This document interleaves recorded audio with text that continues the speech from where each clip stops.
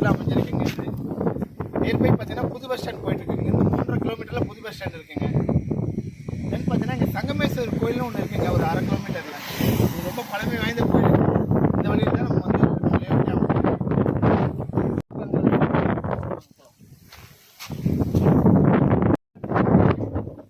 Main gate தாங்க. இருக்குங்க, அது வந்து நம்ம ரோட்டில் வர இருக்குது. அதை பற்றி உங்களுக்கு வந்து ஃபியூச்சரில் நான் வந்து சொல்கிறேன்.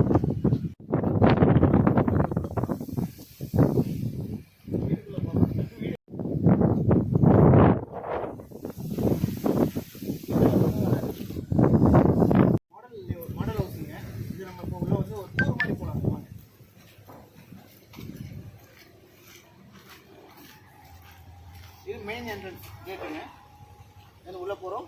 உள்ளே போனோம்னா நம்ம வந்து இங்கே வந்து பார்த்தீங்கன்னா என்ட்ரன்ஸில் பார்த்தீங்கன்னா நம்ம வந்து டெடிகேட் கார் பார்க்கிங் கொடுத்துருக்கோம். இந்த சைடில் பார்த்தீங்கன்னா லான் கொடுத்துருக்கேங்க.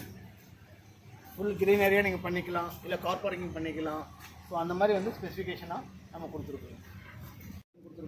இதில் பார்த்தீங்கன்னா இவி வெஹிக்கிளுக்கு வந்து நம்ம வந்து சார்ஜ் போகிற மாதிரி ஒரு பாயிண்ட் கொடுத்துட்றாங்க. சரி, ஸ்டெப் சைட் போகிறோம். இங்கே வந்து இதுங்க மெயின் டோர் வந்து பார்த்தீங்கன்னா டீ கொடுக்குறோம். வாசுக்கால் ரெண்டுமே டீக்லேயே கொடுக்குறோங்க.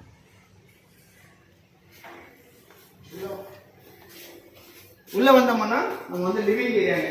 ஒரு 17க்கு 12 வந்து லிவிங் ஏரியா. ஸோ அதில் வந்து பார்த்தீங்கன்னா நம்ம வந்து லிவிங் ஏரியாவில் பெரிய ஃப்ரெஞ்ச் விண்டோ கொடுக்குறோங்க.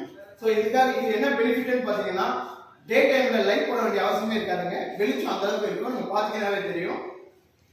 ஸோ எலக்ட்ரிசிட்டி நம்ம சேவ் பண்ணலாம். ஸோ அந்த பர்பஸ்க்காக 2 ஃப்ரெஞ்ச் விண்டோ கொடுக்குறோங்க. இங்கேயும் கொடுக்குறோம், நம்ம ஃபர்ஸ்ட் ஃப்ளோர் லிவிங் ஏரியாலையும் கொடுக்குறோங்க.